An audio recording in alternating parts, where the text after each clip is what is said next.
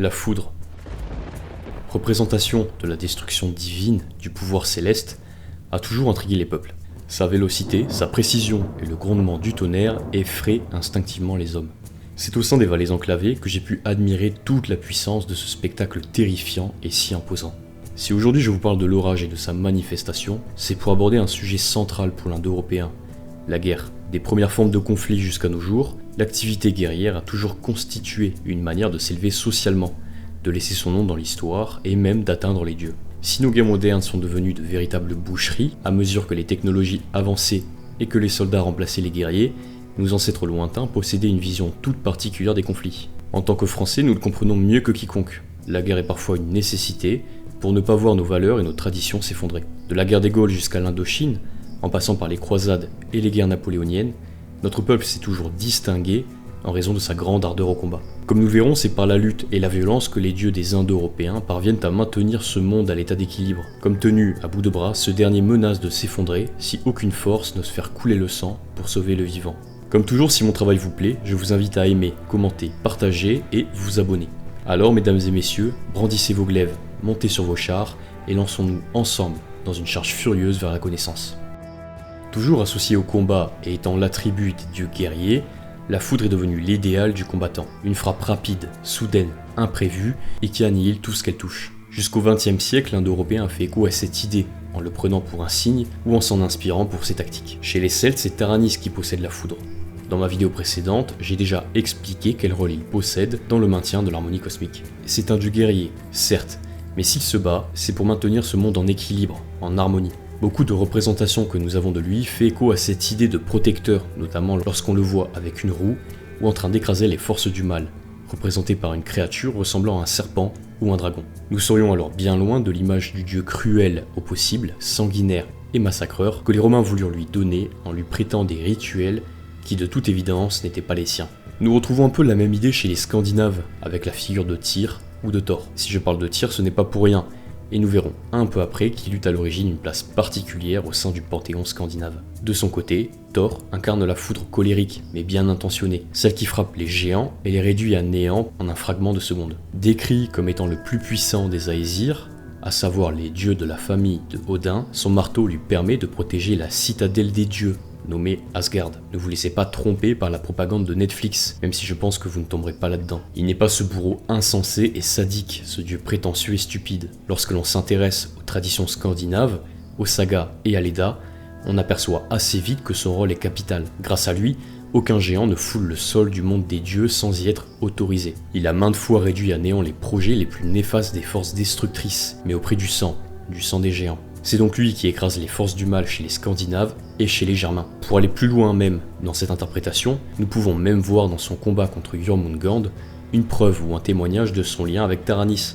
Le nom que je viens de citer, Jormungand, peut sembler un peu barbare pour certains, et parfaitement connu pour d'autres. Cette entité est le serpent de Midgard, l'un des fils de Loki. Il a élu domicile dans le monde des hommes et l'entoure en joignant sa tête à sa queue. Je pense donc que par ce détail important, il représente lui-même un cycle, une boucle, une révolution. Mais cette dernière est corrompue et parsème son venin sur l'humanité que Thor chérit grandement.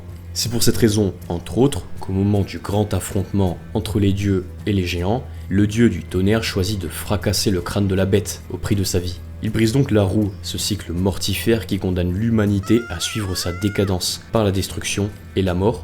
Il met fin au déséquilibre et redresse alors l'humanité et même l'univers. En Inde, dans la tradition védique, nous retrouvons le même schéma, avec encore une fois une divinité céleste, détentrice de l'arme foudroyante et garante de l'équilibre universel. Indra, dont le nom signifie littéralement « le puissant », représente un chef des divinités orientales indo-européennes. Son âme, nommée le Vajra, est souvent représentée par une massue en diamant, ce qui n'est pas bien sûr sans rappeler Mjolnir, le marteau de Thor. Les parallèles ne s'arrêtent pas là. Indra combat le mal, la destruction. Dans l'un des mythes du Rig Veda, un texte sacré des croyances indo-européennes orientales, il affronte Vritra, un démon qui cherche à assécher l'univers. Ce dernier parvient, avec l'aide de sa mère, à retenir les eaux du monde, et empêche alors les animaux de s'abreuver. Tout le vivant est en grand danger. Vritra, ayant évidemment l'apparence d'un serpent ou d'un dragon selon les légendes, se fait annihiler par le puissant chef des dieux qui libère les eaux primordiales et permet au monde de subsister. Or, d'autres similitudes avec d'autres dieux sont visibles en poussant un peu la réflexion. Dans le monde indo-européen, il est souvent question d'eau primordiale, au pluriel, de feu dans l'eau à l'image du dieu Ani, le premier dieu immortel, maître du feu, qui réside dans les eaux. Mais ce précieux liquide a toujours été considéré comme la porte vers le monde des dieux. Je vous ai parlé il y a quelque temps des sacrifices humains et des tourbières qui permettent d'envoyer une âme aux divinités. C'est justement parce que ce milieu si particulier est à mi-chemin entre la terre, le monde de l'homme, et l'eau, le monde des dieux, qu'il fait le pont entre ces deux royaumes, comme le Bifrost le fait dans la mythologie scandinave. En libérant les eaux du monde, Indra libère le monde et préserve le portail qui mène au monde divin. Il permet à cette ressource d'apporter la vision au Brahman, l'équivalent indien du druide. Les liens entre l'homme et les divinités s'en trouvent augmentés et renforcés. De nouveau, le vivant, le mortel, peut entrevoir toute la puissance et la sagesse de l'immortelle puissance divine.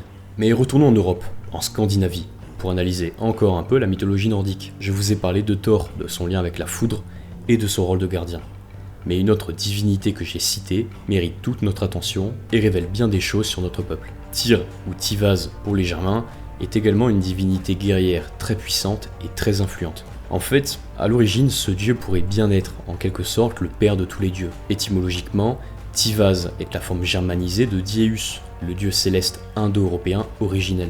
Si nous ne savons que peu de choses sur ce dernier, nous admettons cependant qu'il avait et a toujours le rôle de dieu paternel, créateur et bienveillant. Ses qualités sont typiquement celles de Tyr, le dieu juste, brave, celui qui sacrifie son bras pour garder en captivité le loup Fenrir, le destructeur du monde. Lors du Ragnarok, la consommation du destin des puissances, la fin du monde scandinave, le dieu juste affronte le chien loup Garm, gardien du royaume des morts. Ces deux-là s'entretuent à l'issue de leur affrontement. Mais comment ne pas voir en cette bête enchaînée une émanation de Fenrir lui-même, alors que le loup incarne le chaos, la destruction, l'injustice et la violence indomptée, Tyr est tout l'inverse.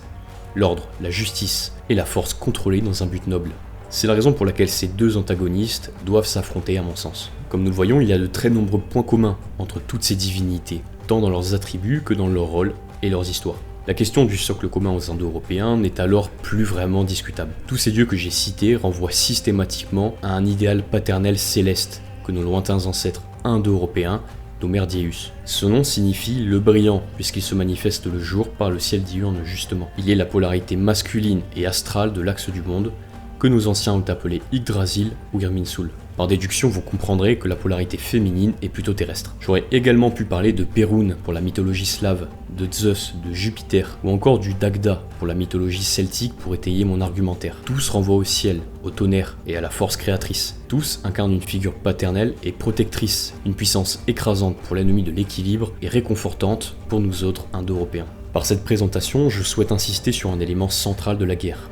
Le conflit est parfois inévitable, et la violence devient alors la seule solution sérieuse. L'annihilation du mal par la foudre est nécessaire lorsque le danger pèse sur une communauté. Quel genre de dieu serait Indra s'il nous est frappé Vritra, qui s'accapare le pouvoir des eaux primordiales? Quel genre de père céleste aurait été Tyr s'il n'avait pas consenti à sacrifier son bras pour l'équilibre du monde? Taranis aurait-il provoqué le même sentiment d'adoration et d'admiration s'il nous écrasait les démons? En s'intéressant aux récits de nos peuples et aux différentes mythologies, un élément nous saute aux yeux. Il est constamment question d'opposition, de duels, de guerres ou de schismes divers. Et il n'y a qu'à regarder l'Edda. Même les poèmes cosmogoniques, ceux qui relatent la création de notre univers, traitent de violence. C'est par le meurtre d'Ymir que Odin et ses frères purent façonner le monde. C'est par la guerre entre Aesir et Vanir qu'une nouvelle société relativement paisible put voir le jour. Et enfin, c'est par la bataille finale du Ragnarok, entre créateur et destructeur, que le nouvel âge d'or peut redevenir réalité. Idem pour le monde grec. Zeus fait usage de la violence pour écraser les forces mortifères. C'est par l'invasion d'une nouvelle terre idyllique que les Tuatha Dé Danann, les dieux celtes irlandais, parviennent à créer une société noble. Alors la guerre est devenue un élément central pour nos peuples. Nous avons vu des dieux s'occuper de cette fonction. Nos technologies ont évolué avec les conflits. Nos sociétés se sont organisées autour de ces événements et nous avons compris que par la guerre, nous pouvons modeler notre monde et s'opposer à la décadence de l'univers que les forces destructrices provoquent. C'est en effet ici un élément très important de la guerre d'un point de vue philosophique et spirituel. Les combats détruisent des hommes, des villages, des communautés ou même des nations entières. Mais si vous vous souvenez de ma dernière vidéo et du principe de mouvement constant avec la rune Hira, vous comprendrez aisément que les guerres correspondent à ces changements brutaux et rapides qui contraignent tout l'environnement. Jadis, se battre possédait un intérêt spirituel et constituait un devoir sacré. Pour reconstruire sur des bases neuves et saines, il faut parfois détruire l'ancien, faire table rase du passé et précipiter le vieux monde dans son tumulus. Paradoxal de dire cela lorsque l'on s'attache à faire revenir les anciens dieux. Mais la destruction ne peut être totale avant le Ragnarok ou la fin du Kali Yuga. Nous ne pouvons tout raser à l'heure actuelle, nous n'y sommes pas prêts et cela nous desservirait. La destruction de Yera, encore une fois, doit s'ancrer autour d'un axe, celui de l'arbre-monde. Ce dernier représente ici nos valeurs, nos codes moraux, nos dieux et nos ancêtres. Nous ne faisons pas fi du passé, nous en tirons nos enseignements. Nous obtenons là en quelque sorte la formule magique de notre résistance à travers les âges et les conflits. L'âme païenne demeurera aussi longtemps que ce principe de mouvement autour d'un axe. Ne restons pas bloqués dans un passé lointain, à être nostalgiques d'une époque dont nous n'avons plus aucun souvenir après tant d'incarnations. Nous devons évoluer et proposer quelque chose de nouveau, en gardant évidemment une colonne vertébrale, un axe sacré et transcendantal qui nous permet d'être cohérents et de perpétrer notre lignée. La guerre ne se manifeste pas que sur le plan matériel, même si c'est là qu'elle se voit le plus.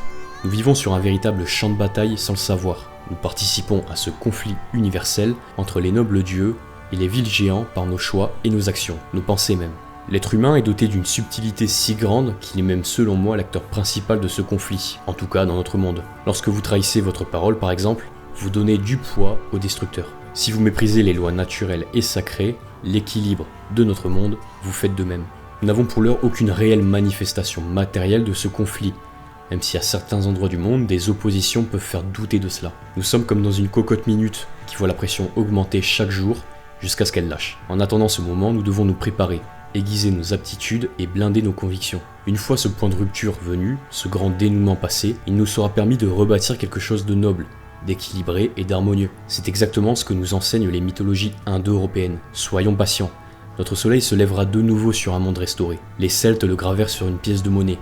Les Scandinaves et les Germains le comprirent en parlant du Ragnarok à leurs enfants. Et les Indo-Iraniens écrivirent à propos du Kali Yuga. Je me permets cependant de nuancer ou d'apporter une petite subtilité. Même s'il me semble que nous participons chaque jour et chaque seconde à ce conflit, il faut garder en tête quelque chose de très important. Dans le système runique scandinave, la 9e rune, celle qui occupe la place de ce chiffre sacré, est celle de la joie et de l'extase, la rune Wunjo, dont l'étymologie était rattachée au nom de Wotan, le dieu Odin pour les Germains. Le 9 est omniprésent dans nos traditions, et même dans le monde.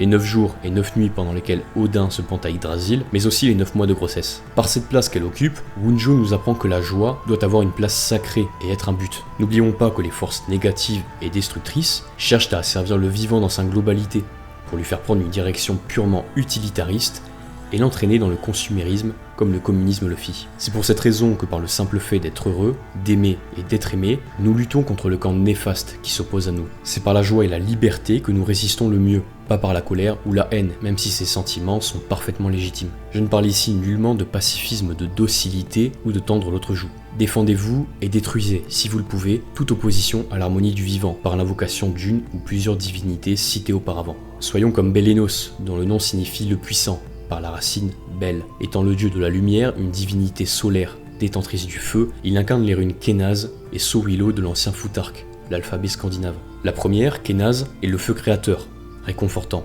celui qui permet d'exprimer les potentiels. Sowilo, de son côté, est celle de la lumière purificatrice, destructrice et impitoyable. Tel l'éclair dans la nuit, Sowilo vient révéler la vérité dans l'obscurité la plus totale, en réduisant en cendres le mensonge. L'équilibre entre création et destruction est dans les mains du radieux Bélénos. Tendons-nous aussi vers cet équilibre et soyons capables de faire et de défaire. En somme, la guerre est un moyen d'imposer des idées, des valeurs et une vision du monde. Si cette fonction a été attribuée aux divinités les plus inspirantes, nous pouvons aussi nous demander si ce n'est pas l'inverse, si les sacrifices et la sagesse que demande la guerre n'a pas rendu ces mêmes dieux aussi puissants et nobles. Par son aspect destructeur, le conflit a toujours représenté un point de bascule, l'opportunité pour le camp des dieux ou celui des géants d'imposer son univers au détriment de l'autre.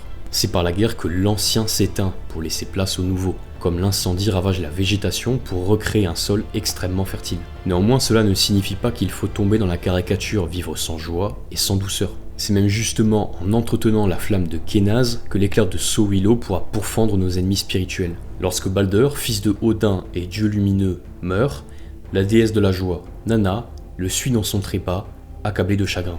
Alors le monde se condamne lui-même. Il n'a plus de raison de subsister sans ces deux divinités, et le Ragnarok avance alors à grands pas. Si nous souhaitons sauver ce monde, en tout cas le nôtre, il faut préserver notre flamme et prendre soin de ce qui nous rend heureux.